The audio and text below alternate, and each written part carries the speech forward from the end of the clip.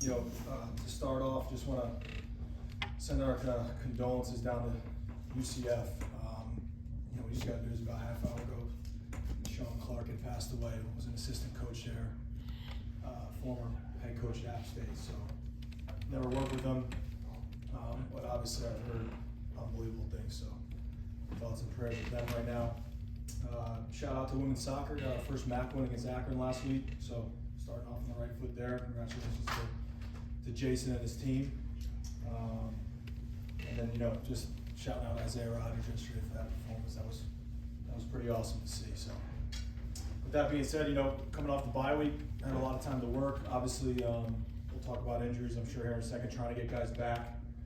And, looking back at the first 3 games, a lot of stuff that we can do better. So just looking forward to getting back in the swing of things. Had a quick practice last night. We practiced 2 times over the bye week. And then we were able to go out and recruit. So looking good, just gotta keep going. How much self-scouting did you do over the bye week? That's all we did. So we didn't, when we practiced, we didn't actually cross team-wise. We threw some 7-on-7. That's all we looked at was self-scout, really all the things we can do better. Obviously the explosive play part, we've given up 16, we only had 5. So being able to transfer that into some more explosive offensively and then taking care of it defensively. And then just, 3 games of data on our team and how we can win with this team moving forward. So a lot of good work. Like I said, really focusing on us. We didn't touch Missouri last week. We started that this weekend. So we thought it was probably coming at the right time to buy. Looking at all that stuff over the first 3 games, are there things that, 3 games that you'd say we were better than we thought, and maybe stuff that you thought that maybe you were better at that you weren't as good at? Yeah, I think it's probably more things we need to get better at. Just some efficiency stuff. First and second down on each side of the ball.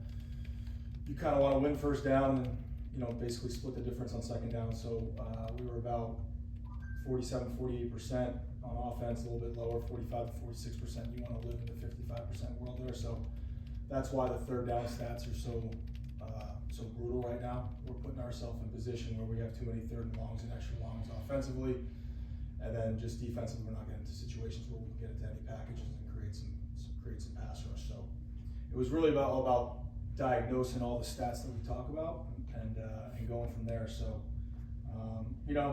positives are I think the team has not wavered in anything that they wanted to do. I think the energy is good. They came in yesterday good. So we've been meeting with the captains, meeting with the team. So we did a lot of that stuff this week, which we'll be doing every week. But their mentality is the right thing right now. You alluded to the injuries. Any update on TJ, Brandon, any of those? Yeah. So fortunately for us, TJ is okay.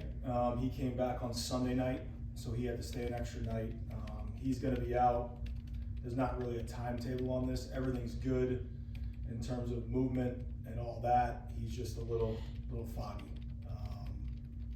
So we'll see when he gets back.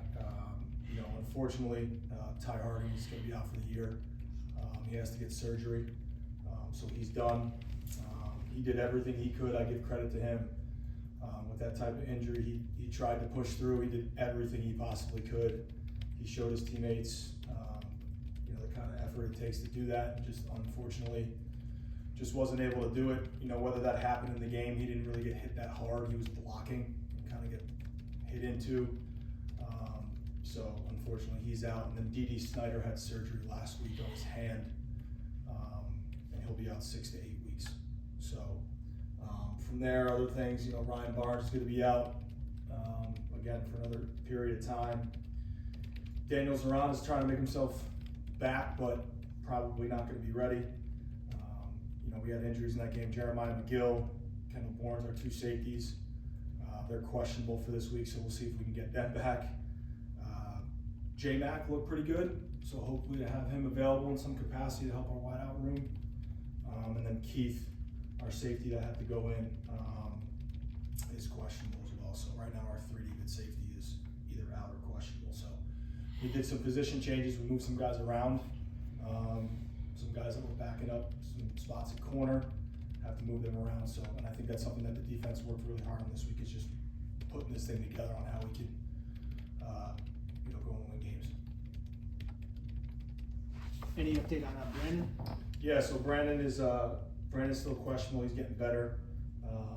You know, AJ Hairston will get the start this week. I think he deserves it.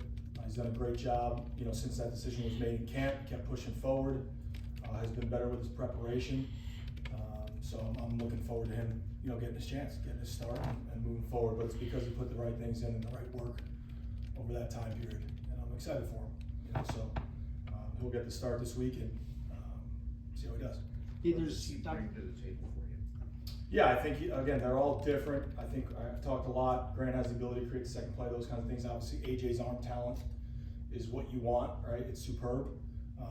And now it's just, you know, him taking charge of the offense, the huddle, all those kinds of things that he's had growth in. And there's been growth the whole preseason, even since we've been here, since spring. And I'm excited, like I said, I'm very excited for him to get this opportunity. But certainly his arm talent is number one, right? And his decision-making, someone that's really starting for the first time. I know he had some reps last year, but that decision-making, you know, we did not turn the ball over against Iowa, which was huge against a Power 4 opponent, so that'll be critical this week because their defense is creating havoc at all levels. But I think decision-making and putting himself in position to use that arm talent. When did you make the decision on him? We talked to them yesterday.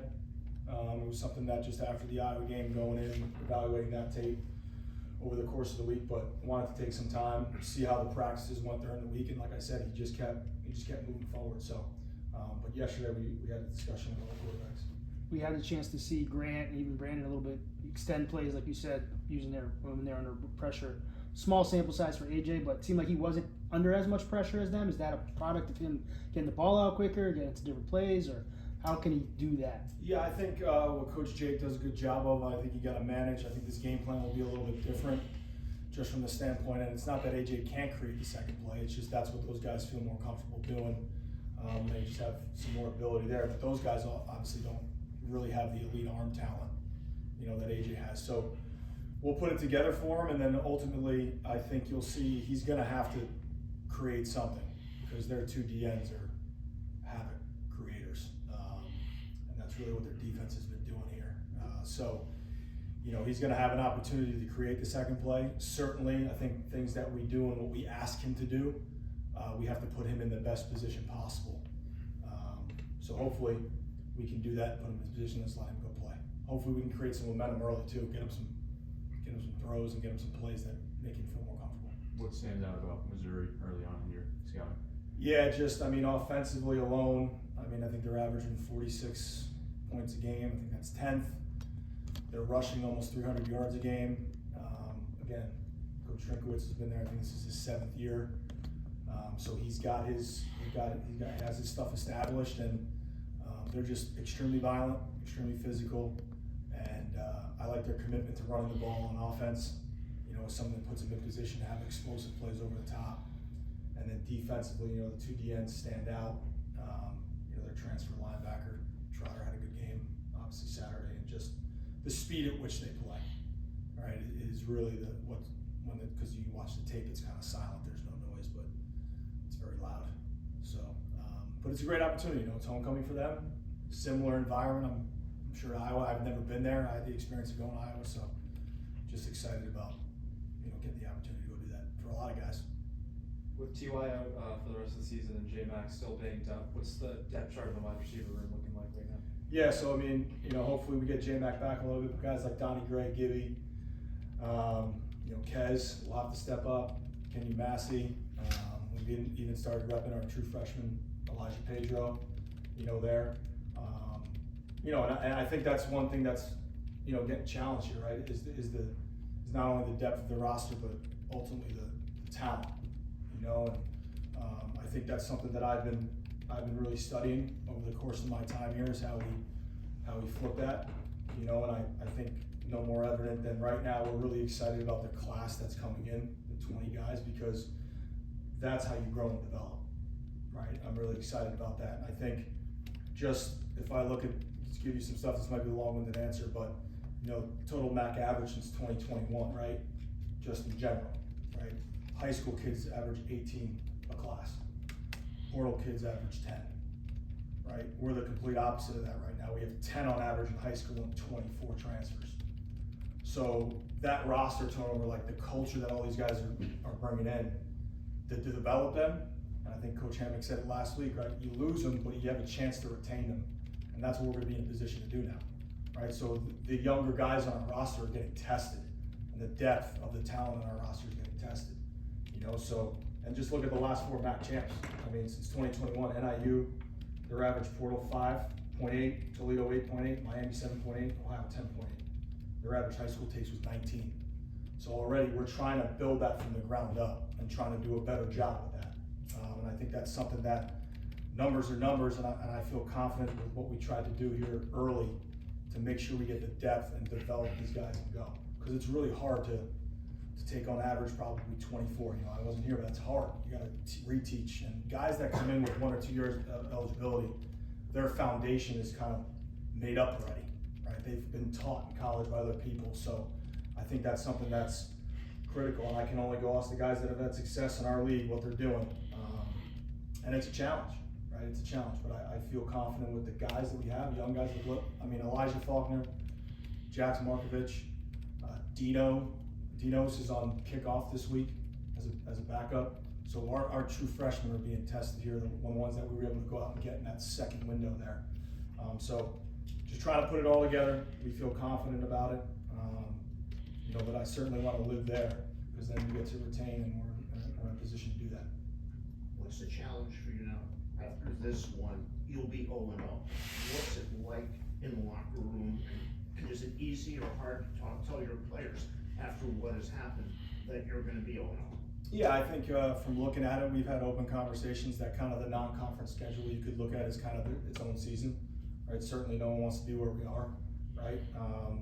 But yeah, that'll be an opportunity once Sunday hits to kind of flush it all, move away, and everything's in front of us, right? Everybody's got 8 MAC games, an opportunity to play in a great league, which is what we've been looking forward to. We've put ourselves in position to be here. So yeah, it'll definitely be a mindset of having a new season per se, of 8 games to go out and compete. You know, but ultimately we gotta take care of now, and we gotta have growth in this game. Right? We gotta play a clean game. I feel like at times we certainly haven't done that, right? Everybody knows that. But we gotta have growth, right? We gotta do the things right. We gotta execute the right way. And we have to make, you know, Missouri earn everything they're gonna get. Because it's gonna be hard enough. So we gotta make sure that we play a clean game and try and get it to somewhere, you know, where we can execute with an opportunity to put some pressure on them. Because that's really the thing we gotta be able to do. We gotta play clean enough to make this a game. It's gonna be one of those opportunities where you get a chance to go up against a guy you worked with. Gleason, Sean, their quarterback coach. Yeah. What do you remember, you know, when you worked with him? And Yeah. how challenging is that gonna be? Yeah, awesome guy. I enjoyed my time with Sean at Rutgers. He does a great job. So yeah, you know, there's a lot of guys that over the course that all our staff has been with. So, you know, there's a lot of guys that are probably familiar with Jake's system as well when we faced him, especially last week, you know, Iowa and all that stuff. So yeah, you see a lot of guys that you work with. So I can't speak highly enough about him. And then certainly, you know, just their head coach and what he's done there, you know, and kind of turned that thing around. And the last 2 seasons, I mean, he's done a really good job. I think he's got 21 wins in the last 2 years. So didn't start that way for him, but just kept grinding. What kind of short-term value will this game give you before 8 MAC games? Yeah, like I said, I think we need to see ourselves take a step off the bye week and have some growth in terms of execution, cleaning things up, having more efficiency to put ourselves in better position on 3rd down. Because those are really the most alarming things, that we're not putting ourselves in opportunities to where we can kind of have some constant growth. You know, we're too far behind the chains, and we're not putting ourselves on defense into good position. Certainly the explosive plays. I mean, our defensive unit meeting last Monday was just 16 explosive plays that probably took about 45 minutes to get through, and why they happened.